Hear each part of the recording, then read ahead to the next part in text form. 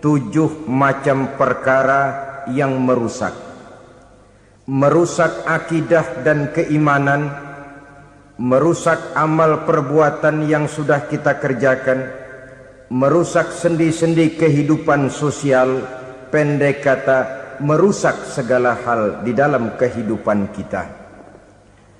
Jauhilah olehmu 7 macam perkara yang merusak. Yang pertama, asyirku billah, menyekutukan Allah subhanahu wa ta'ala. Agama dimulai dari keyakinan, maka kehancuran agama selalu dimulai dari kehancuran keyakinan, iman atau akidah yang dimiliki oleh seseorang. Dan untuk menghancurkan nilai-nilai iman yang kita miliki ini, orang rasanya tidak akan menghantam kita dengan peluru kendali. Orang tidak akan mengirimkan nuklir ke sini. Orang tidak juga akan mengirimkan satuan militernya ke sini. Untuk menghancurkan nilai-nilai iman, dibanjiri kita dengan paham-paham yang merusak dan mendangkalkan akidah. Baik ia bernama materialisme, baik ia bernama sekularisme, baik ia bernama banjirnya maksiat dan munkarat, baik ia bernama banjirnya peradaban dan kebudayaan yang menghancurkan moral daripada anak-anak kita, sedikit demi sedikit melenturkan dan melunturkan nilai-nilai keimanan kita, untuk kemudian pada waktunya nilai iman itu akan bertukar dan berganti menjadi nilai syirik kepada Allah subhanahu wa ta'ala. Atau pada sisi lain, menjadikan yang selain Allah sebagai tujuan akhir daripada kehidupan kita. Sedangkan kita sama-sama maklum bahwa di dalam pandangan agama Islam, dosa yang tidak berampun, dosa yang terbesar, termasuk dalam kategori bapak moyangnya dosa, tidak lain adalah syirik, yakni menyekutukan Allah subhanahu wa ta'ala. Pola penghancuran iman ini memang berstrategi. Ditawarkan kita kepada paham materialisme, paham kebendaan, di mana otak menempati urutan sebagai ranking pertama, Tuhan jatuh pada urutan kedua. Lalu menyusul kepada paham sekularisme, Allah dipisahkan dari seluruh kegiatan hidup ini, untuk pada gilirannya menjadikan yang selain Allah sebagai tujuan akhir daripada seluruh kegiatan hidup kita. Oleh karenanya, kewajiban menjaga nilai-nilai iman ini merupakan kewajiban yang mulia tetapi berat, tidak hanya untuk kita, tetapi juga bagaimana mewariskannya kepada anak-anak kita, generasi yang akan datang. Orang-orang tua bijaksana yang diceritakan di dalam Al-Quran, kalau sudah berpikir tentang anak-anaknya, pertanyaan yang paling mereka risaukan ialah, ma ta'buduna min ba'di. Anakku, kalau pada satu saat aku, ayahmu sudah tidak ada lagi di dunia ini, meninggalkan kamu semua, ma ta'buduna min ba'di, apa yang akan kamu sembah nak? Jikalau sekarang ayahmu masih mau ke masjid, masih mau melakukan rukuk dan sujud, masih beribadah menyembah Allah subhanahu wa ta'ala, kalau orang tuamu sudah tidak ada, ma ta'buduna min ba'di, masihkah engkau mau datang ke masjid? Masihkah engkau mau rukuk dan sujud? Masihkah engkau mau menyembah Allah subhanahu wa ta'ala? Pertanyaan ini yang dipikirkan oleh Nabi Yakub kepada putra-putranya. Pertanyaan ini yang diteruskan oleh Nabi Ibrahim kepada anak-anaknya. Pertanyaan ini yang diwariskan oleh generasi ulama salafus saleh kepada para generasi berikutnya. Bagaimana kita generasi sekarang? Kita orang-orang tua sekarang bukan berfikir ma ta'buduna min ba'di, malah yang kita fikirkan ma ta'kuluna min ba'di. Kalau bapak tidak ada nanti kamu makan apa nak? Perkara kamu nyembah apa? Urusan nomor 18. Yang penting kamu nanti hidup bisa makan, nak. Maka kita sibuk mewariskan harta kepada anak-anak kita. Kita sibuk mewariskan kebun dan tanah kepada anak-anak kita. Kita sibuk mewariskan pabrik kepada anak-anak kita, sementara kita lupa mewariskan intan yang paling mahal, mewariskan mutiara yang paling berharga, yaitu nilai iman kepada Allah Subhanahu wa ta'ala. Alangkah baiknya apabila warisan harta, warisan tanah dan kebun, warisan rumah dan pabrik didasari lebih dahulu dengan mewariskan nilai iman kepada Allah Subhanahu wa ta'ala. Sebagai orang-orang tua, kita boleh bersedih kalau anak kita tidak mengerti komputer. Kita boleh bersedih kalau anak kita tidak mengerti matematika. Kita boleh bersedih kalau anak kita tidak mengerti bahasa Inggris. Tapi sewajarnya lebih bersedihlah kita orang tua jikalau mempunyai anak yang tidak kenal Allah sebagai Tuhannya, yang kemudian tidak mau rukuk dan sujud kepada Allah Tuhannya. Itulah kemalangan yang paling malang bila kita meninggalkan generasi yang tidak bertauhid kepada Allah Subhanahu wa ta'ala. Betapapun anak kita tidak ngerti komputer, saudara, paling-paling kerugiannya cuma kerugian dunia. Masuk dia ke alam barzakh, munkar nakir tidak akan sempat tanya kau belajar komputer apa tidak. Kumpul dia di padang mahsyar, malaikat juga tidak akan tanya matematikamu nilainya berapa. Yang ditanya kau kenal Allah, kau rukuk dan sujud kepadanya, kau pernah datang ke masjid.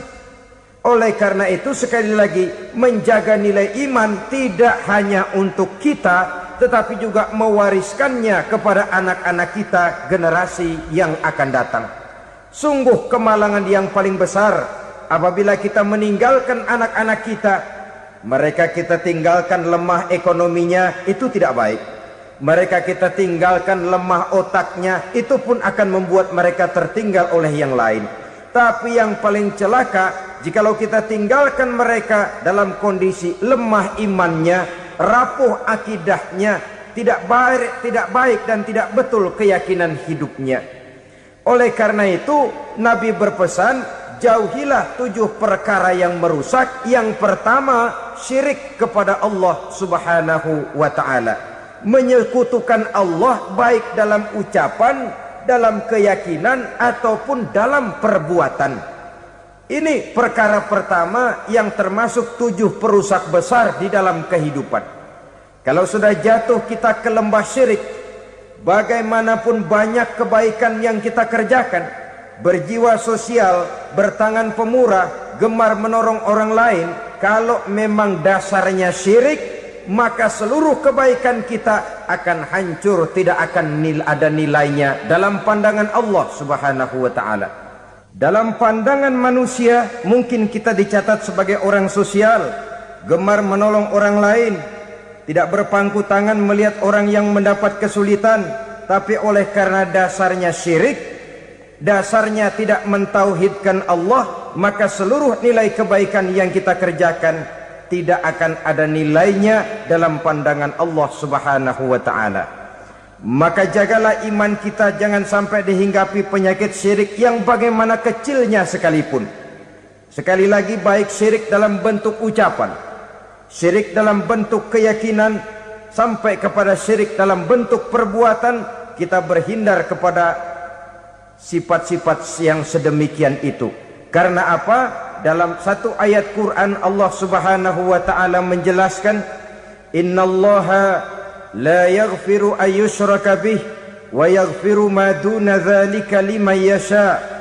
Allah tidak akan memberi ampun kepada orang-orang yang menyekutukannya, tapi Allah masih mau memberikan ampun kepada dosa-dosa yang selain itu bagi orang-orang yang dikehendakinya. Dosa selain syirik, apabila kita bertaubat, Allah masih mau mengampuni. Tapi kalau sudah jatuh ke tempat syirik, itu sudah dosa yang tidak berampun. Taubatnya tidak lain melepas syirik, kembali kepada tauhid, berkeyakinan bahwa hanya ada Allah Subhanahu wa ta'ala, Tuhan satu-satunya, yang lam yalid walam yulad walam yakul lahu kufuwan ahad. tidak beranak, tidak pula diperanakkan, dan tidak satupun yang dapat menyerupai Tuhan Allah Subhanahu wa ta'ala. Saudara-saudara kaum muslimin rahimakumullah, bahwa kita di zaman sekarang memang tidak menyembah berhala, ya. Bahwa kita tidak berterang-terangan mengatakan Tuhan lebih dari satu, memang. Bahwa kita tidak berkeyakinan Tuhan itu punya anak atau diperanakkan, tentu. Tapi dalam perbuatan dan i'tiqad kita kadang-kadang jatuh tanpa kita sadari ke tempat yang bernama syirik ini. Oleh karenanya, di zaman di mana teknologi makin canggih, di mana kemajuan pembangunan makin menjangkau berbagai aspek kehidupan, diperlukan keseimbangan antara kemajuan fisik material dengan kemajuan mental spiritual. Apabila tidak ada keseimbangan, yang terwujud tentulah kepincangan, yang diawali dengan pincangnya cara kita berpikir, sehingga pada akhirnya akan mengarah kepada pincangnya cara kita berbuat dan bertindak di dalam kehidupan kita. Oleh karena itu Nabi berpesan, jauhilah sifat syirik, karena syirik merupakan dosa yang teramat besar. Ini sifat merusak yang pertama.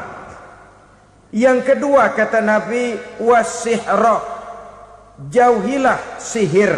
Sihir ini juga termasuk perkara yang merusak kehidupan. Kita semua sama-sama maklum bahwa sihir sebenarnya bukan persoalan baru. Sejak sebelum datang Islam, sihir itu sudah ada. Di zaman Yunani kuno, sihir ada. Di zaman Mesir kuno, di zaman Cina kuno, dan yang lain-lain yang serba kuno, sihir itu sudah ada.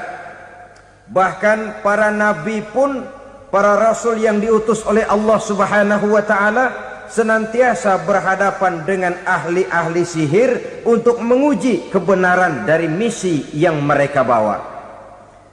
Sihir adalah perbuatan di luar kebiasaan yang bisa dikerjakan oleh ahlinya dengan bantuan jin atau setan. Hukum mempelajari sihir adalah haram, mengamalkannya lebih haram lagi. Sebab itu saudara-saudara, sihir merupakan perbuatan merusak yang harus kita jauhi. Ciri-ciri daripada perbuatan sihir, pertama, ia mengandung tipuan, bayangan khayal. Di zaman Nabi Musa misalnya, orang melihat tambang-tambang itu seperti ular. Nabi Musa melayangkan tongkatnya menjadi ular-ular besar yang memakan ular-ular kecil ciptaan tukang-tukang sihir Fir'aun tadi. Lalu sihir bisa terjadi dengan bantuan jin kafir atau setan. Kemudian ciri yang ketiga, sifatnya halus dan tersembunyi. Taruh kata ada seorang ahli sihir yang mempergunakan ayat-ayat Quran sebagai jompa-jampe, sebagai baca-bacaan, itu cuma sekedar kedok. Tujuannya tidak lain menjadikan agama sebagai ketok untuk membenarkan cara yang dimurkai oleh Allah Subhanahu wa ta'ala. Satu hadis yang diriwayatkan oleh Imam Bazar dan Tabrani, Nabi berpesan, laisa minna man tatayyara lahu au takahhana au tukuhhina lahu au sahira lahu. Tidak termasuk ke dalam golonganku, kata Nabi. Tidak termasuk umatku. Siapa mereka? Man tatayyara lahu, orang yang bertatoyur. Apa tatoyur itu? Dari kalimat toyaro, artinya terbang. Toir biasa diartikan dengan burung. Tatoyaro percaya kepada suara-suara burung. Man tatayyara lahu, mempercayai, meyakini dengan benar-benar kepada suara beburungan. Kan suka ada itu, nah bunyi burung tuh, maling liwat. Maling liwat. Burung bunyi, maling liwat.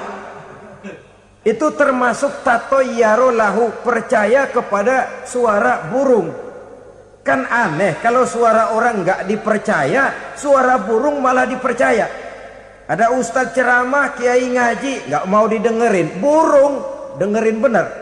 Nah, suaranya dari sebelah mana? Belah kulon. Nah, itu tandanya ano. Habis dihitung-hitung. Itu termasuk tatoyaro lahu. Au takahana, atau bertenung, au tukuhina, atau minta ditenungkan, au sahirolahu, atau melakukan perbuatan sihir, atau minta disihirkan. Laisa minna, tidak termasuk ke dalam golonganku, kata Nabi. Sehingga dengan demikian saudara-saudara, menghadapi sihir dengan sihir sekalipun termasuk perbuatan yang tidak diajarkan oleh agama. Kita kan mempelajari sihir untuk jaga diri, tidak apa-apa. Yang dilarang mengamalkannya, dilarang juga mempelajarinya. Sebab orang kalau sudah mengetahui, biasanya lalu terangsang untuk mencoba. Kalau percobaannya berhasil, biasanya terangsang untuk coba lagi dan coba lagi. Pada akhirnya ketagihan, lalu beralih menjadi profesi, apalagi itu nanti bisa mendatangkan hasil uang. Saudara-saudara kaum muslimin rahimakumullah, kita manusia makhluk nyata. Kita hidup di alam nyata, terikat oleh sunnatullah, causality. Oleh karenanya, bagi kita keyakinan yang penuh, keikhlasan di dalam bertuhankan Allah, penyerahan diri sepenuhnya hanya kepadanya, itu sudah merupakan obat penangkal yang sangat ampuh agar kita tidak terkena penyakit-penyakit yang dibuat oleh setan dan para pembantunya. Sehingga beberapa ayat Quran mengajarkan, misalnya a'udzu bikalimatillahi tammati min syarri ma khalaq, atau bismillazi la yadurru ma'asmihi syai'un fil ardi wala fis sama, dengan menyebut nama Allah yang tidak bisa mendatangkan bahaya sedikit pun, dari baik yang datang dari langit maupun yang datang dari bumi. Jiwa yang kosong dari keyakinan yang penuh kepada Allah, jiwa yang penuh was-was dan ragu-ragu, itu yang mudah terserang oleh penyakit-penyakit yang dikerjakan oleh para tukang-tukang sihir, yaitu oleh setan dan seluruh para pembantunya. Kemudian hadis kedua yang diriwayatkan oleh Imam Ibnu Hibban, Nabi bersabda, la yadkhulul jannata mudminu khamrin wala mu'minu bisihrin wala qati'u rahmin. Tidak masuk surga. Ini Nabi yang bilang, tidak masuk surga. Siapa itu? Pertama, mudminu khamrin, orang yang berkekalan dalam mabuk. Selalu mudminun itu sudah menjadi perbuatan rutinnya, tidak kapok-kapoknya, teler seumur hidup. Mudminu khamrin, tidak masuk surga orang yang selalu bermabuk-mabukan. Yang kedua, wala mu'minu bisihrin, orang mukmin tapi main sihir. Ini juga oleh Nabi diperingatkan, tidak akan masuk surga orang mukmin tapi suka main sihir. Wala qati'u rahmin, dan tidak juga orang yang memutuskan silaturahmi. Tiga macam manusia yang diperingatkan Nabi tidak akan masuk surga: orang yang selalu mabuk, orang mukmin yang main sihir, dan orang yang memutuskan silaturahmi. Saudara-saudara kaum muslimin rahimakumullah. Lalu orang berkata, kenapa dilarang kita bersihir? Padahal Rasul sendiri kan punya mukjizat. Nah, kita memang harus membedakan antara mukjizat dengan sihir. Dalam kehidupan agama kita kenal ada yang namanya mukjizat, Ada yang namanya karomah atau keramat biasa diucapkan. Ada yang namanya maunah. Ada yang namanya irhas. Ada juga yang namanya sihir. Kesemuanya ini berbeda, saudara-saudara. Yang dinamakan mukjizat itu khusus untuk para rasul saja. Satu kejadian luar biasa yang terjadi dilakukan oleh Rasul atas izin dari Allah Subhanahu wa ta'ala. Perbedaannya dengan sihir jelas. Sihir dari setan, mukjizat dari Allah. Sihir bisa dipelajari, mukjizat tidak. Sihir umumnya untuk maksud-maksud yang tidak baik, sedangkan mukjizat untuk memperkuat kebenaran yang disampaikan oleh para rasul dan ditentang oleh umatnya. Bahkan kafir Quraisy dahulu menganggap orang-orang ahli sihir itu berada dalam satu posisi yang hina, sehingga mereka mengatakan dan menuduh Nabi Muhammad sebagai tukang sihir. Tuduhan sebagai tukang sihir adalah tuduhan yang sangat aib dan hina. Di tengah masyarakat kufar jahiliyah, kedudukan tukang sihir dipandang sebagai kedudukan yang hina, sehingga mereka mengejek Nabi dengan sebutan tukang sihir. Jadi mukjizat hanya untuk Rasul saja. Kemudian karomah. Karomah ini asal kata dari karoma, kehormatan, kemuliaan yang diberikan Allah kepada hamba-hambanya yang rajin mendekatkan diri kepadanya. Oleh karena ketekunannya melaksanakan ibadah, Allah memberikan keistimewaan kepada orang itu, yang dengan keistimewaannya dia bisa mengerjakan yang tidak bisa dikerjakan oleh orang lain. Karomah hanya bisa dicapai dengan prestasi ibadah. Kalau sihir mau ibadah apa enggak, asal dia belajar, bersatu dan berteman dengan setan, memenuhi persyaratan-persyaratan setan, biasanya lalu bisa. Sedangkan karomah tidak mungkin terwujud tanpa orang mendekatkan diri sedekat-dekatnya kepada Allah Subhanahu wa ta'ala. Maka kita lihat biasanya orang-orang yang punya ilmu sihir, mukanya rata-rata nggak enak dilihat. Kumuh, jauh dari air wudhu, jauh dari sujud kepada Allah, malah berteman dengan setan, menjadi pelayan-pelayannya setan.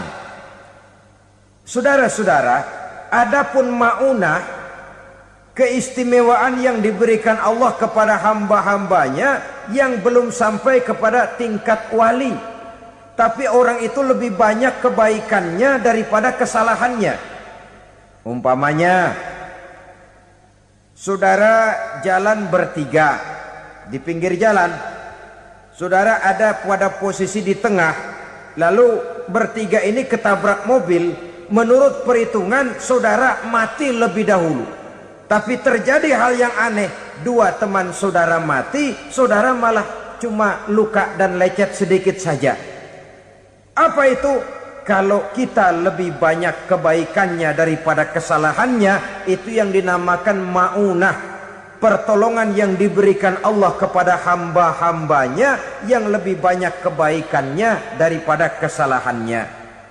Sedangkan yang dinamakan irhas, kejadian luar biasa pada diri seseorang pada waktu dia masih kecil, yang menunjukkan tanda-tanda keistimewaannya. Itu umumnya pada para nabi pada usia kecilnya sudah ada irhas, tanda-tanda istimewa. Jelas baik mukjizat, karomah, maunah maupun irhas berbeda dengan sihir. Sihir ini jelas saja merupakan bantuan dan persekutuan antara manusia dengan setan. Padahal setan, kata Allah dalam Al-Quran, innahu lakum aduwwum mubin, sesungguhnya setan bagi kamu adalah musuh yang sangat jelas. Saudara-saudara kaum muslimin rahimakumullah, di zaman sekarang dalam menghadapi beban kehidupan yang makin pelik, menghadapi stres yang tidak kunjung selesai, menghadapi persoalan-persoalan yang teramat berat, orang sering mencari jalan keluar kepada hal-hal yang menurut pendapatnya bisa meringankan beban moralnya itu. Pergilah dia mencari sesuatu yang dapat meringankan bebannya. Dan tidak jarang yang jatuh ke pangkuan tukang-tukang tenung, ke pangkuan tukang-tukang sihir, yang mereka itu oleh Quran dijelaskan kadzabal munajjimun walau sodaku. Tukang-tukang tenung, tukang-tukang sihir, mereka itu bohong walaupun benar. Maksudnya bohong walaupun benar artinya kalau yang mereka kerjakan benar itu sih kebenaran. Benar dengan kebenaran itu lain. Kebenaran, kebetulan bisa, tapi tidak untuk selalu. Apalagi kalau itu sudah membahayakan kehidupan orang lain. Jadi oleh karena itu Nabi berpesan jauhilah daripada sihir. Kalau sudah jauhilah dari sihir artinya ya jauhilah daripada mempelajarinya, jauhilah daripada bergaul dengan orang-orang yang ahli di bidang itu, karena dari pergaulan segalanya bisa menular. Baiklah saudara, ini yang kedua. Yang ketiga pesan Nabi, wa qatlan nafsil lati harramallahu illa bil haq. Membunuh orang lain dengan cara yang tidak benar. Membunuh orang yang diharamkan oleh Allah Subhanahu wa taala untuk melakukannya kecuali dengan alasan yang benar. Kita tahu Islam adalah agama damai. Sesuai dengan namanya, ia tidak dikembangkan dengan pedang dan kekerasan. Ia dikembangkan dengan keteladanan dan tuntunan moral. Oleh karena Islam bukan agama kekerasan, Islam pun tidak mementingkan dan mengajarkan kekerasan kecuali dengan alasan yang benar dan bisa dipertanggungjawabkan. Membunuh dengan sengaja, menghilangkan nyawa orang lain tanpa alasan yang bisa dibenarkan adalah merupakan dosa besar dan satu di antara 7 perkara yang bisa mendatangkan kerusakan dalam kehidupan dan yang hendaknya harus kita jauhi.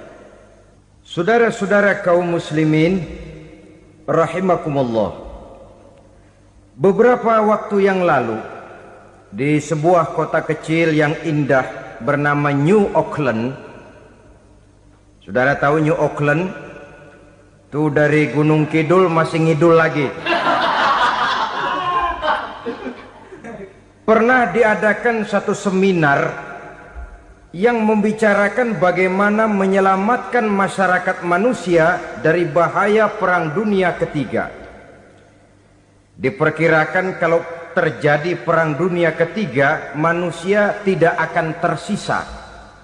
Sebab apa?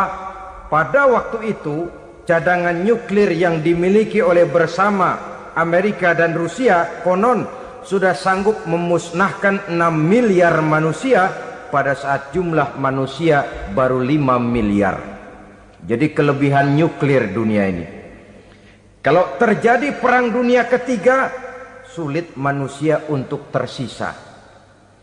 Maka dibahaslah di dalam seminar itu, wah, supaya tidak terjadi Perang Dunia Ketiga, maka perlombaan membuat senjata-senjata canggih, alat-alat pembunuh modern harus segera dibatasi. Dibahas, tidak mungkin kita membatasi perlombaan membuat senjata. Kenapa? Makin maju ilmu dan teknologi, makin canggih senjata yang ditemukan. Atom sudah meningkat menjadi nuklir, nuklir sudah meningkat menjadi neutron, dan kita tahu bom yang bernama neutron ini bom yang cukup membunuh tanpa perlu merusak. Artinya kalau dia diledakkan di kota kita ini, bangunan utuh, jembatan tidak ambruk, rumah-rumah tetap berdiri, tapi semua yang bernama hidup mati. Itu katanya lebih sopan dari bom atom. Sebab kalau si atom ini sudah membunuh, merusak pula. Neutron cukup membunuh saja tanpa perlu merusak. Jadi majunya senjata-senjata teknologi sebagai akibat yang logis dari kemajuan ilmu pengetahuan ini tidak bisa kita batasi. Dan memang sebenarnya yang bahaya bukan senjatanya, tapi manusia yang mengendalikan senjata itu. Mereka kembali kepada prinsip the man behind the gun. Bukan senjatanya yang bahaya, tapi manusia yang mengendalikan senjata itu yang bahaya. Walaupun senjatanya modern, katakanlah model M16 umpamanya, kalau yang mengendalikannya orang beriman, insya Allah aman. Tapi biar megang cuma senapan angin, kalau yang megang orang brutal, ngeri kita deket-deket. Apalagi kalau memang bukan ahlinya menggunakan senjata, bisa ngeker kaki kena jidat.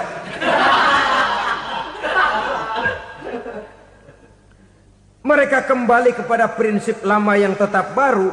Bukan senjatanya yang harus dibatasi, manusia yang mengendalikan senjata itu yang perlu dibicarakan. Nah, kalau begitu, agar manusia tidak mempergunakan senjata sewenang-wenang, apa yang harus kita lakukan? Ya, manusianya harus bermoral. Ya, tapi moral yang mana? Di dunia ini banyak ajaran tentang moral. Itu pun mudah saja. Di sini kan kita undang saja ahli dari berbagai agama untuk membicarakan konsep perdamaian menurut agamanya masing-masing. Baik, setuju itu, setuju. Maka tampillah para ahli agama, mereka kembali kepada prinsip moral daripada konsep yang terkandung di dalam ajaran agama untuk menegakkan perdamaian. Mula-mula naiklah ahli dari agama Hindu, dibacakan konsep perdamaian menurut ajaran agama Hindu, bahwa untuk damai manusia harus meninggalkan nafsu keduniaannya, menempuh samsara dan sebagainya untuk mencapai nirwana, menjauhi kemegahan dan kemewahan dunia. Ini lalu dibahas, rasanya juga tidak mungkin ini. Kemudian dari agama Nasrani, bahwa untuk damai manusia harus menciptakan sifat kasih sayang. Kalau ditampar pipi kiri, berikan pipi yang kanan. Kalau diberikan selendang, berikan baju. Nanti orang kasihan, lalu dia tidak akan nampar lagi. Ketika ini dibahas, ternyata rasanya pun tidak mungkin bisa diterima. Karena apa? Di zaman sekarang orang ditampar pipi kiri, dikasih pipi kanan. Bukan kasihan, gemes. Damai belum tentu, bonyok udah jelas.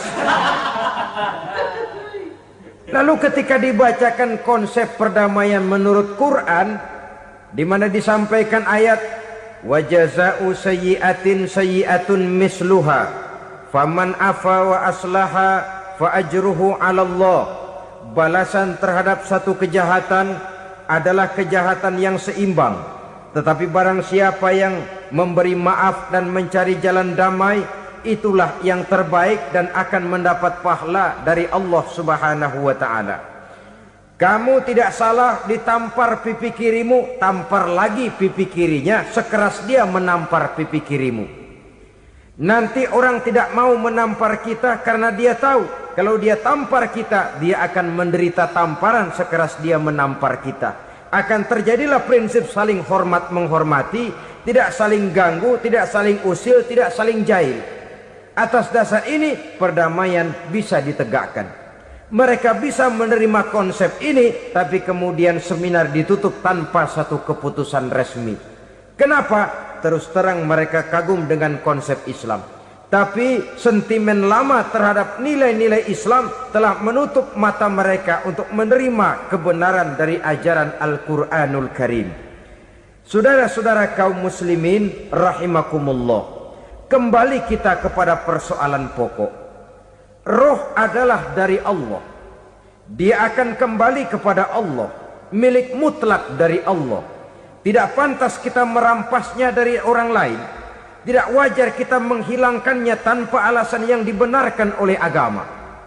Di zaman sekarang akibat persaingan hidup yang makin tajam, lapangan kerja yang makin sulit, tensi ekonomi yang makin tinggi, atau karena nilai moral yang makin rendah, atau juga karena rapuhnya pegangan orang kepada agama, nyawa rasanya sudah sedemikian murahnya.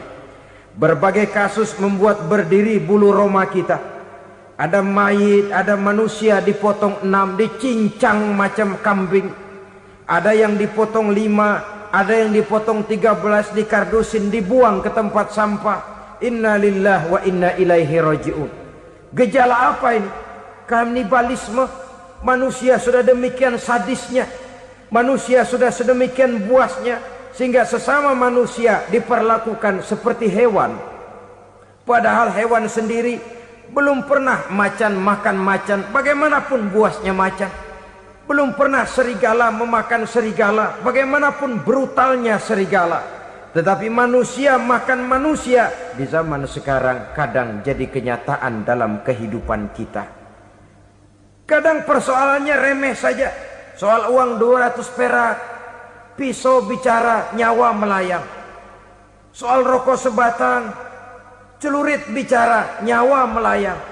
Soal-soal yang sama sekali tidak prinsip, begitu mudah kita menghilangkan nyawa orang lain. Padahal Nabi pernah memperingatkan, apabila dua orang muslim sudah berkelahi dan berbunuh-bunuhan, al-qatil wal maktul finnar, yang membunuh dan yang terbunuh dua-duanya neraka. Sahabat heran, ya Rasul, kalau yang terbunuh, kalau yang membunuh masuk neraka itu sih wajar, tapi yang terbunuh kenapa neraka juga? Beliau menjawab, dua-duanya sudah punya niat untuk saling membunuh. Niatnya itu yang diponten. Yang terbunuh cuman lagi apes aja, keduluan dia. Umpama tidak terbunuh, pasti dia yang akan membunuh. Oleh karenanya al-qatil wal maktul, yang membunuh dan yang dibunuh finnar, dua-duanya masuk ke dalam neraka. Islam menghormati kehidupan, tidak hanya terbatas kepada sesama muslim. Orang-orang yang berlainan agama pun yang mau hidup berukun, damai, berdampingan dengan umat Islam, jiwa mereka, darah mereka dilindungi oleh nilai-nilai Islam yang disebut dengan kafir zimmi ini. Mengganggu mereka sama saja dengan mengganggu aku, kata Nabi. Jadi oleh karena itu, sayangilah sesama. Kehidupan adalah anugerah Allah, bukan wewenang kita untuk mencabutnya dari orang lain, bukan wewenang kita untuk merampas dan menghilangkannya dari orang lain. Apa yang tidak enak terjadi pada diri kita, begitu pula lah apabila terjadi pada diri orang lain. Sehingga Nabi mengatakan, la yu'minu ahadukum hatta yuhibba li akhihi ma yuhibbu li nafsihi. Belum dikatakan beriman seseorang kamu apabila dia belum mencintai saudaranya seperti ia mencintai dirinya sendiri. Apa yang enak dirasakan oleh orang lain, enak juga dirasakan oleh dia. Mengukur orang lain dengan diri sendiri. Kalau orang lain tanpa salah saya fitnah, kalau saya tanpa salah difitnah orang, enak apa enggak? Enggak, orang lain juga begitu. Kalau orang lain tanpa salah saya tempeleng kepalanya, enak apa tidak? Tidak. Orang lain juga begitu. Yang tidak enak terjadi pada diri kita, tentu tidak enak juga kalau terjadi pada orang lain. Mengukur orang lain dengan diri sendiri, sehingga tidak timbul sifat egois, tidak menari di atas bangkai orang lain, tidak mendirikan kebahagiaan di atas untayan air mata orang lain. Sehingga dengan demikian saudara-saudara, dia bisa menghormati kehidupan, menghormati orang lain sebagaimana dia ingin dihormati. Inilah perbuatan ketiga yang merusak, membunuh orang lain dengan yang diharamkan Allah tanpa alasan yang benar. Yang ketiga. Kemudian yang keempat, perbuatan merusak wa aklar riba, makan riba. Hidup adalah tolong menolong. Bahasa kerennya take and give katanya. Saling memberi dan saling menerima. Nabi mengajarkan man kuraba kurbatan min kurabid dunya karaballahu lahu kurbatan min kurabi yaumal qiyamah. Wallahu fi aunil abdi madamal abdu fi auni akhihi. Siapa yang meringankan beban dari beban-beban yang dirita seseorang di dalam kehidupan dunia, Allah akan meringankan bebannya daripada beban-beban yang harus dipikulnya di hari kiamat nanti. Wallahu fi aunil abdi madamal abdu fi auni akhihi. Allah senantiasa akan menolong seorang hamba selama hamba itu masih mau menolong saudaranya. Allah selalu akan menolong seorang hamba selama hamba itu masih mau menolong saudaranya. Apabila kita sudah berpangku tangan terhadap kesulitan orang lain, biasanya pun pada saat kita mendapat kesulitan, kita akan sulit juga memperoleh pertolongan. Nah, riba alias renten, kedoknya adalah menolong orang, tapi sama juga bulu buntutnya dilepas, palanya dicekek. Menolong orang pada akhirnya menjadi beban bagi seseorang, dan memang mencari orang-orang yang berada dalam posisi kesulitan. Biasanya di daerah-daerah di mana musim paceklik jadi lapangan kerja sulit, sedangkan urusan perut tidak bisa ditunda, akhirnya orang terjebak ke dalam rentenir, ke dalam riba, ke dalam renten, bunga berbunga, sehingga satu saat jumlah bunganya bisa lebih besar dari jumlah pinjaman pokoknya. Kemudian kalau juga ternyata tidak bisa dibayar, rumah jadi taruhan. Memang rumah satu-satunya, begitu rumah ditarik mulain camping. Bukankah pada akhirnya akan mewariskan kesengsaraan?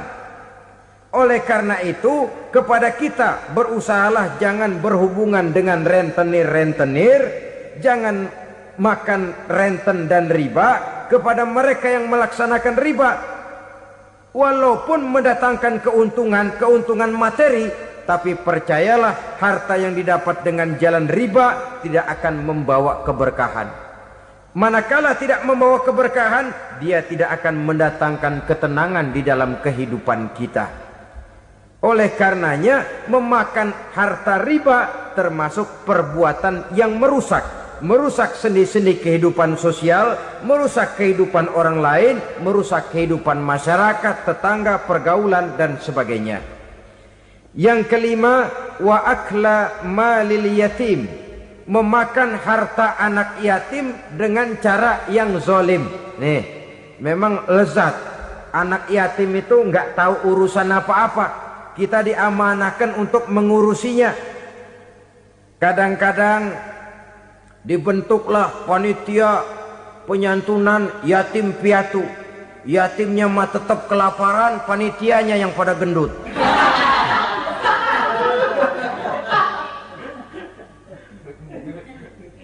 Padahal memakan harta anak yatim termasuk perbuatan dosa besar, dan menjantuni yatim merupakan perbuatan mulia.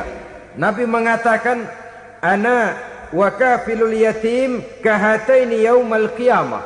Aku dan orang-orang yang menyantuni anak yatim seperti dua jari ini pada hari kiamat nanti. Dekat sekali. Jikalau ingin di hari akhir nanti dekat dengan Rasul, bersahabatlah dengan anak-anak yatim. Jadilah pengurus anak-anak yatim. Bangunlah panti-panti asuhan yatim. Pada saat bapak ibunya meninggal, kitalah yang menjadi orang tuanya. Bahkan sedemikian besar perhatian Islam terhadap anak-anak yatim ini, sehingga Quran memberikan peringatan, ara'aital ladzi yukadzibu biddin fadzalikal ladzi yad'ul yatim wa la yahuddu ala ta'amil miskin. Tahukah kamu siapa orang yang mendustakan agama, beragama tapi dianggap dusta, salatnya dusta, puasanya dusta karena agamanya sudah berdusta. Siapa mereka? Fazalikal ladzi yad'ul yatim, orang yang menyia-nyiakan anak yatim, wala yahuddu ala ta'amil miskin, dan tidak pernah memberi makan kepada orang-orang yang menderita kemiskinan, menyia-nyiakan, meninggalkan anak yatim, termasuk perbuatan yang divonis kita sebagai orang yang mendustakan agama.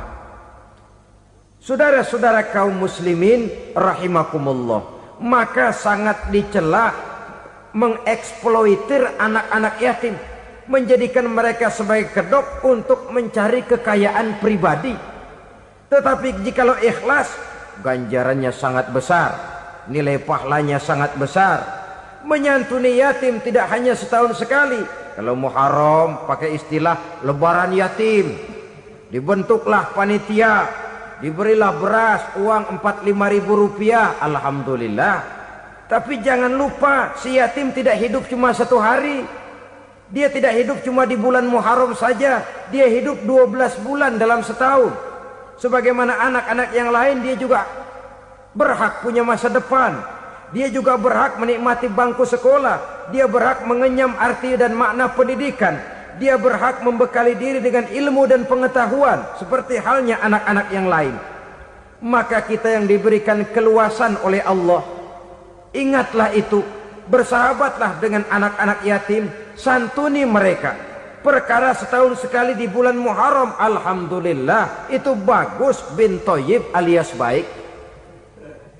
Tapi tentu dan tentu sekali lagi, si yatim tidak hanya hidup di bulan Muharram. Dia hidup 12 bulan dalam setahun, 24 jam dan di dalam sehari. Oleh karenanya, menyia-nyiakan mereka pada saat posisi kita memang mampu akan memojokkan kita dalam satu posisi di mana kita dianggap sebagai orang yang mendustakan agama, memakan harta anak yatim dengan cara yang zolim. Bapaknya udah meninggal, kebunnya lebar, anaknya dikelecehin. Nah, dah kamu gak usah pusing, nanti saya yang ngurus. Akhirnya bukan ngurus, nguras. Si yatim mungkin tidak tahu bahwa dia disia-siakan, haknya diambil, miliknya dizolimi. Tapi Allah yang akan membalasnya dengan seadil-adilnya. Maka makan harta anak yatim biasanya balasannya tokcer bin paten. Nggak banyak selang tempo itu, nggak percaya cobain dah. Nyobain aja kan nggak bayar, umpama memakan harta anak yatim dengan cara yang zolim, ganjarannya biasanya kontan. Kenapa? Ratapan si miskin, untayan air matanya, jeritan kepedihan hatinya, membuka pintu langit, permohonannya diijabah, getaran hatinya didengarkan oleh Allah, maka balasannya biasanya kontan, spontan, tidak menunggu waktu terlalu lama. Itu di dunia, belum lagi di akhirat nanti. Bukankah dalam riwayat Mi'raj diceritakan Nabi melihat di neraka itu orang perutnya sebesar rumah? La haula wala quwata. Itu perut kayak rumah, bagaimana jalannya tuh orang? Dan memang gak jalan, diseret-seret oleh malaikat di neraka itu. Hancur perutnya, amburadul itu perut. Berantakan isinya, dibulatkan lagi, diseret lagi, hancur lagi, dibulatkan lagi. Sampai Nabi tanya, orang itu begitu berat siksanya kenapa ya Jibril? Itu Muhammad, waktu di dunia dulu rakus banget makan harta anak yatim. Begitu vonisnya, begitu menyedihkan nasibnya di akhirat. Tapi di dunia pun ketidakberkahan itu sudah membayangi kehidupannya. Oleh karena itu, kepada saudara-saudara yang mendapat titipan anak yatim, berbahagialah, karena semulia-mulia rumah adalah rumah yang di dalamnya ada anak yatim yang disantuni. Sehina-hina rumah adalah rumah di mana di dalamnya ada anak yatim yang disia-siakan. Begitu kata Nabi kita. Rumah yang paling mulia dalam pandangan Allah, rumah yang di dalamnya ada anak yatim yang disantuni. Rumah yang paling hina dalam pandangan Allah, rumah yang di dalamnya ada anak yatim yang nasibnya disia-siakan. Berbahagialah saudara apabila menjadi penyantun anak-anak yatim, pelindung mereka, sehingga mereka mempunyai masa depan sebagaimana anak-anak lainnya. Rasulullah sendiri sedemikian peka terhadap keadaan anak-anak yatim karena beliau sendiri memang mengalami umur 6 bulan dalam kandungan ibu, beliau sudah ditinggalkan oleh ayahnya. Pada saat berusia 6 tahun ibu sudah meninggal. Yatim piatu dalam usia di mana beliau sedang perlu belas kasih seorang ibu dan pengertian seorang bapa. Kepekaan itu lalu timbul, bahkan kemudian sampai kepada beliau berkata, aku dan orang yang menyantuni anak yatim seperti jari tengah dan jari telunjuk di hari akhirat nanti. Sedemikian dekatnya. Baiklah ya, jadi yang kelima, memakan harta anak yatim. Jauhi karena ini perbuatan yang merusak. Yang keenam, watawalli yaumaz zahfi, melarikan diri pada hari pertempuran. Apa ini? Khianat. Tidak konsekuen dengan konsep perjuangan. Pada mulanya keras benar teriak, berantas korupsi, ganyang korupsi. Cuma karena belum dapat giliran. Begitu dia naik dapat kesempatan, korupsinya lebih edan dari yang diteriakinya. Ini termasuk tawalli yaumaz zahfi, berpaling pada hari peperangan. Di saat menghadapi musuh, kalau belum kelihatan musuh, teriaknya nyaring bener. Jangan takut demi kebenaran sampai titik darah yang paling penghabisan. Musuh belum kelihatan. Begitu musuh sudah kelihatan, paling dulu lari ke belakang. Kalau diajak berjuang ada saja alasannya. Sehingga Quran memberikan peringatan kepada kita semua. Mengapa kamu ini berat? Kalau sudah diajak berjuang di jalan Allah, kakimu seperti terhunjam berakar di perut bumi. Berat untuk melangkah berjuang. Lari dari pertempuran tidak konsekuen dengan konsepsi perjuangan. Mau enaknya saja. Dalam kondisi yang sulit lalu berpangku tangan. Ini termasuk ciri munafik yang di dalam Al-Quran disindir dengan bahasa kullama adha'a lahum masyaufi wa iza azlama alaihim qamu. Waktu terang mereka jalan, giliran gelap mereka mandek. Artinya, maksudnya kalau giliran ada untungnya aja rame-rame teriak Islam. Tapi begitu diminta berjuang, dituntut berkorban, rame-rame mundur.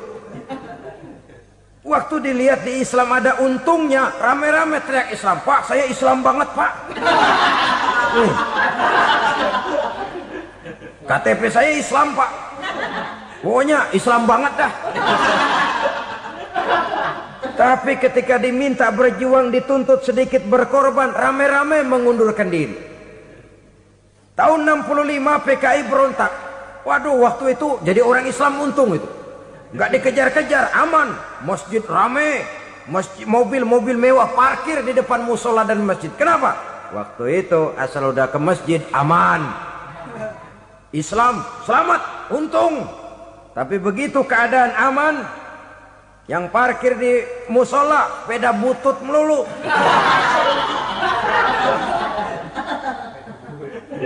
Waktu terang mereka jalan, waktu gelap mereka berhenti. Dikala di Islam ada untungnya, baru wah Islam bagus, Islam hebat. Tapi waktu dilihat ada kerugian, jangan bawa-bawa Islam dah. Jangan bicara soal Islam, ini kan bukan soal agama. Bukan soal agama. La haula wa la quwata illa billah. Beragama kita ambil talfik fid din, mengambil yang enteng-enteng saja dalam urusan beragama ini. Tidak konsekuen kita dengan Islam kita. Seolah kita mau memilih mana yang terasa cocok sama selera kita, kita teriak Islam. Beratan aja dikit, rame-rame berpaling. Itu termasuk tawalli yaumaz zahfi. Para pengkhianat, mental-mental hipokrit yang tidak mau konsekuen menghadapi segala bahaya. Itu termasuk perbuatan yang merusak. Kenapa? Kalau cuma dia saja yang lari, mungkin tidak jadi soal. Tapi larinya ini akan mempengaruhi orang lain. Nah, pengaruhnya itu yang dicegah. Sebab kalau satu sudah mulai lari, yang lain mulai ngelirik. Ketika yang dilirik kemudian tidak ada reaksi, dia akan ikut lari. Artinya apa? Seorang muslim harus konsekuen dengan konsep perjuangannya, dengan keyakinan keagamaannya, dan tidak memilih yang enak-enak saja di dalam kehidupan beragama. Lari dari pertempuran, bermental khianat, mengkhianati agama, merupakan satu di antara sifat yang merusak. Terakhir saudara, wa qazfal muhsanatil ghafilatil mu'minat, menuduh perempuan baik-baik yang tidak tahu menahu tentang tuduhan yang dituduhkan kepadanya, menuduh perempuan mukmin yang baik-baik yang tidak tahu menahu tentang tuduhan yang dilakukan kepadanya. Fitnah lebih bahaya daripada pembunuhan. Orang yang tidak salah bisa hancur namanya, orang yang berniat baik bisa ambruk perjuangannya oleh karena fitnah. Sehingga dikatakan al-fitnatu asyaddu minal qatli. Fitnah lebih bahaya daripada pembunuhan. Maka memfitnah ini termasuk satu dosa di antara 7 hal merusak yang harus kita jauhi semampu kita, semampu-mampunya. Mengupayakan sebisa-bisanya jangan sampai terjebak ke dalam hal yang demikian. Nah, saudara-saudara, inilah saja pertemuan kali ini. Mudah-mudahan ada manfaatnya. Semoga Allah memberikan kekuatan zahir dan batin kepada kita untuk bisa menjauhi 7 perkara yang merusak ini. Selalu berusaha menyimpan sesuatu yang bisa membawa manfaat, baik untuk dirinya, untuk anak cucunya, maupun untuk keluarganya, untuk masa kini dan masa depannya. Kadang simpanan itu berbentuk uang, kadang berupa tanah, lain saat berbentuk pabrik, dan lain sebagainya. Sementara masa depan yang paling pasti adalah akhirat. Jika untuk masa depan dunia kita rela memeras keringat, membanting tulang, pergi pagi dan pulang petang, menyimpan uang, menyimpan tanah, menyimpan pabrik, pernahkah kita merenung jika satu saat kiamat datang, kita dibangkitkan dari kubur masing-masing, berdiri di padang mahsyar untuk mempertanggungjawabkan seluruh kegiatan hidup kita di dunia ini, lalu kita akan menuju ke alam akhirat. Sudahkah kita mempunyai simpanan untuk akhirat kita? Pada pertemuan kali ini saya ingin menyampaikan sebuah hadis di mana Rasulullah sallallahu alaihi wasallam bersabda, arba'un min kanzil jannah. Simpanan sorga ada 4 macam. Yang pertama, ikhfa'us sadaqah, menyembunyikan sedekah. Saudara-saudara kaum muslimin, sebagaimana yang kita maklum bahwa Allah Subhanahu wa taala melebihkan sebagian rezeki dari kita terhadap yang lain. Ada yang kaya, ada yang setengah kaya, ada yang miskin, ada yang setengah miskin, dan selanjutnya. Ada yang gajinya kecil tapi penghasilannya gede. Ada yang penghasilannya gede tapi nggak punya gaji. Ada juga yang memang gajinya gede dan penghasilannya gede. Kelebihan rezeki merupakan sunnatullah dan tidak harus membuat kita merasa lebih dari yang lain. Bahkan sebaliknya, kelebihan itu harus membuat kita ringan tangan untuk menolong mereka yang memang memerlukan pertolongan. Kalau saudara diberikan ilmu, maka pertanyaan akhirat cuma satu, ilmumu kau amalkan untuk apa? Kalau saudara diberikan umur yang panjang, pengadilan akhirat juga bertanya satu, umurmu kau habiskan di mana?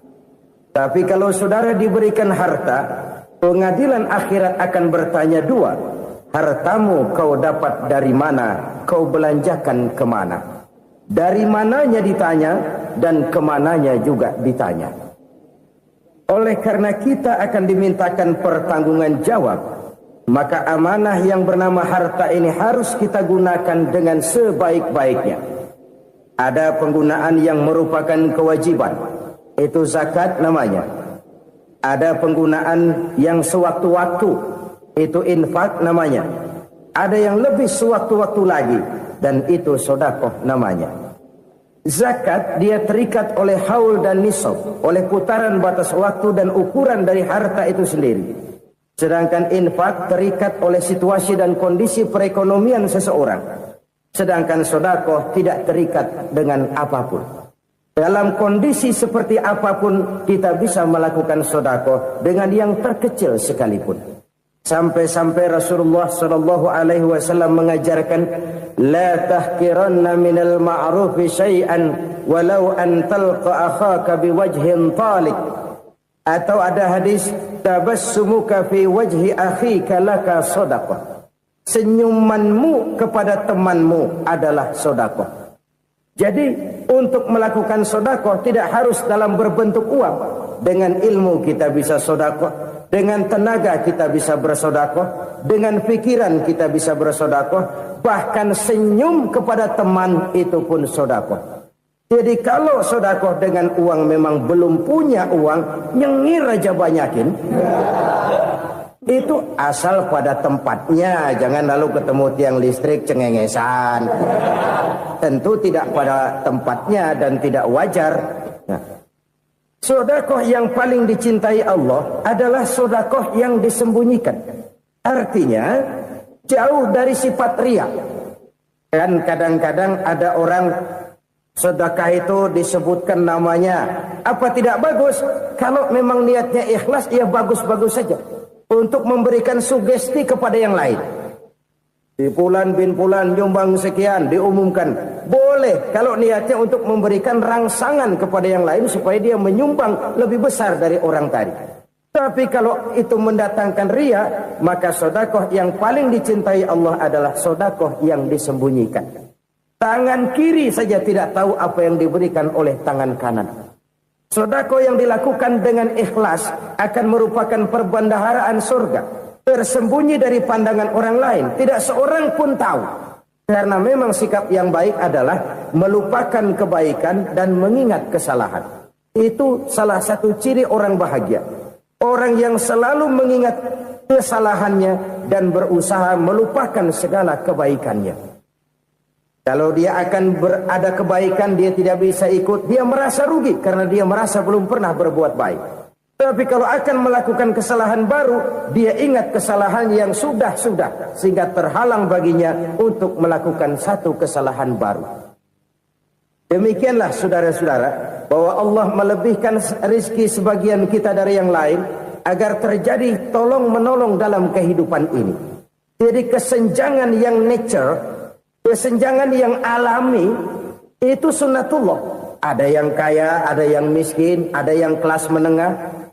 Nah, kenapa lalu sekarang kita berusaha mengentaskan kemiskinan? Oleh karena adanya kesenjangan struktural.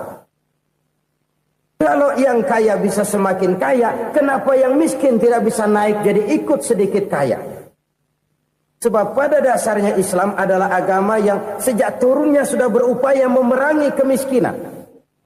Bahkan dikatakan kemiskinan itu mendekatkan kepada kekufuran. Orang kalau miskin udah dekat banget sama kafir. Gampang menjadi kafir. Berapa banyak saudara-saudara kita yang oleh karena soal perut, oleh karena soal materi, terpaksa meninggalkan dan menanggalkan akidahnya. Menjual petunjuk yang diberikan Allah dengan kesenangan dunia yang cuma sebentar ini. Na'udzubillah, thumma na'udzubillah.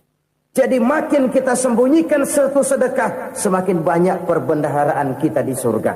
Sedekah yang paling dicintai Allah adalah sedekah yang disembunyikan. Malahan ada seorang sufi, dia punya kebiasaan kalau pergi sholat Jumat dia bawa uang, itu uang dia taruh di bawah tikar masjid. Dia niat sedekah kepada siapa saja yang nemuin itu duit. Maksudnya apa? Supaya yang nemuin nggak tahu siapa yang punya duit. Demikian dia saking ingin menyembunyikan sedekahnya. Karena sifat riya itu bisa memakan amal kita sendiri. Riya itu termasuk menyebut-nyebut kebaikan kita. Orang yang suka nepuk dada, sedikit-sedikit ngitungnya kalau nggak gua. Oh, kalau nggak gua tuh yang belas itu kalau nggak gua. Iya, kalau nggak lu kenapa emang? Orang yang suka menepuk jasa, biasanya memang begitu, saudara-saudara. Kalau perang lagi berkecamuk, orang nggak sempat ngaku jadi pahlawan. Tapi begitu perang selesai, yang kagak kenal bedil ngaku pahlawan, mas. Itu sesuatu yang biasa. Oleh karenanya, orang-orang yang ikhlas dalam bersedekah, disembunyikannya sedekah itu Allah cinta betul. Malahan ada hadis memberikan jaminan, inna shadaqatal mar'il muslimi tazidu fil umri wa tadfa'u mitatas su'i. Sesungguhnya sedekahnya seorang mukmin tazidu fil umri, bisa menambah umur panjang. Wa tadfa'u mitatas su'i, dan menyelamatkan manusia dari mati secara su'ul khatimah. Jadi siapa yang kepengen panjang umur, banyaklah sedekah. Yang bosan hidup, pelit terus. Sedekah menambah panjang umur dan menyelamatkan manusia dari mati secara su'ul khatimah. Pak, katanya umur itu nggak bisa ditambah, nggak bisa dikurangin. Kapan? Kalau ajal sudah datang.